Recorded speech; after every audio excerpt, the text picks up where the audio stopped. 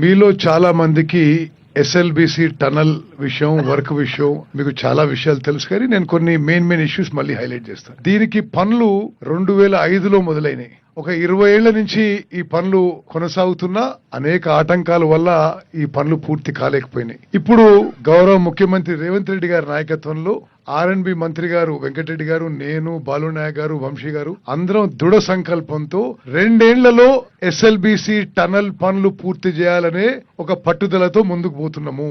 ఈ టనల్ పూర్తయిన తర్వాత శ్రీశైలం రిజర్వాయర్ నుంచి పోతిరెడ్డిపాడు కంటే తక్కువ లెవెల్ నుంచి తెలంగాణకి మరి ప్రతిరోజు 4000 క్యూసెక్లు, మొత్తం 3 టీఎంసీల నీళ్లు, 3 లక్షల ఎకరాలకి నీళ్లు రాబోతున్నాయి.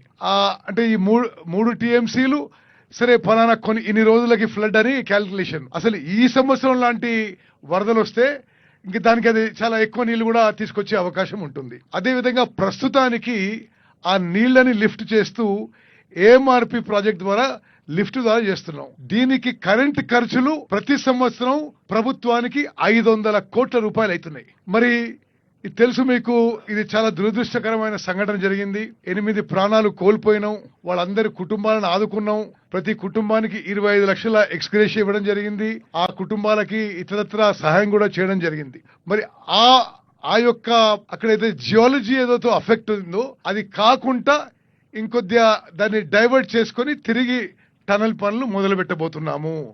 మొదలు పెట్టడానికి ముందు ప్రపంచంలోనే అత్యాధునికమైన టెక్నాలజీతో హెలిబాన్ ఏరియల్ ఎలక్ట్రోమాగ్నెటిక్ సర్వే ద్వారా ముందు ఒకసారి మొత్తం 44 కిలోమీటర్లది 1-2 సార్లు సర్వే చేయబోతున్నాం. అంటే ఈ రోజు మొదలు పెట్టుకుని 3 రోజుల పాటు ఈ హెలికాప్టర్ సర్వే చేస్తారు.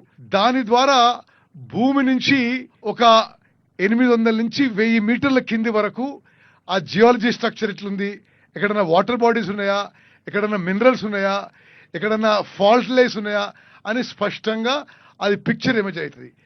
భారతదేశంలో ఏ ఇరిగేషన్ ప్రాజెక్ట్ కానీ ఒక నార్మల్ వర్క్ కానీ ఈ ఏరియల్ ఎలక్ట్రోమాగ్నెటిక్ సర్వే ఎప్పుడు ఉపయోగించలేదు. ఇది కెనేడియన్ ఎక్విప్మెంటు. ప్రత్యేకంగా మరి మన ప్రభుత్వం ఈ టనల్ పూర్తి చేయాలనే పట్టుదలతో ముందు ఈ ఏరియల్ ఎలక్ట్రోమాగ్నెటిక్ సర్వే చేసుకొని ఆ తర్వాత మరి ఆ టనలింగ్ వర్క్ కూడా మరి ప్రపంచంలోనే అత్యాధునిక మెథడ్స్, అడ్వాన్స్ టనలింగ్ మెథడ్స్ తోని పనులు పునఃప్రారంభించబోతున్నాము.